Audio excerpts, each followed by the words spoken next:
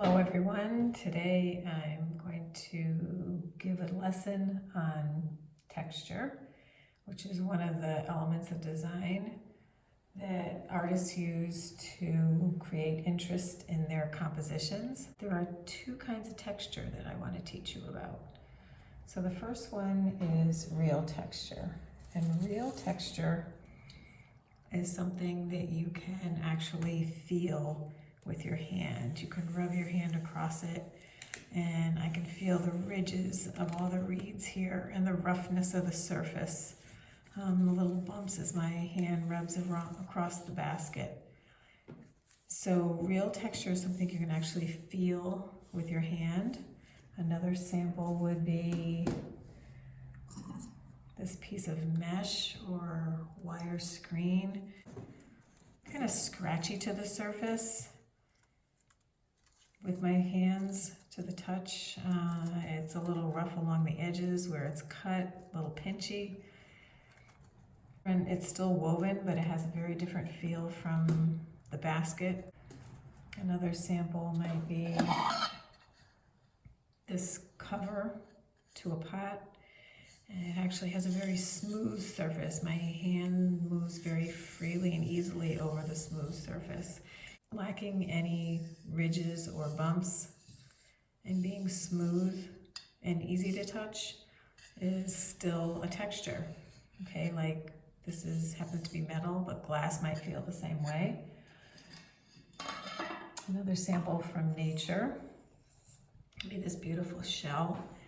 And I can run my fingers across its surface. You can actually hear the ridges in the shell, but you can also feel the smoothness of the shell if I rub my hand this way. So this shell actually has a couple different textures, a roughness and a smoothness, and actually a beautiful smoothness on the inside also.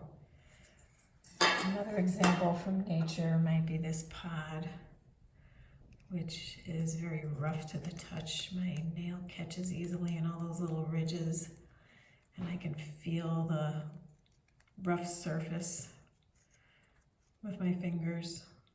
There's a little opening where some creature was trying to get inside. And another sample pod. This is actually a beautiful pod from a chestnut tree. And this pod is designed with very sharp spires coming out of it. And it's an incredible way that nature protects the seed of the chestnut tree by putting all these sharp points on it so that it won't get eaten.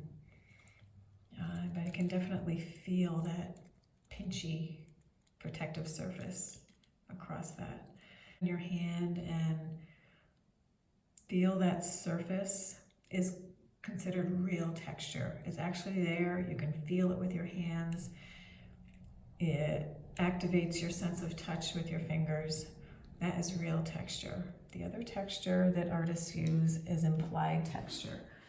And implied texture differs because it's something that you can see with your eye. So I'm going to introduce you to this wonderful artist. Her name is Janet Fish. And this is one of her watercolors. She's one of my favorite artists in terms of, especially painting. She's a contemporary artist. And looking at this image, you can see that she is very interested in the light, especially light as it travels through glass. So these are glass bottles, and if you've ever held one of these bottles in your hand, you would recognize how she has painted this surface to resemble or copy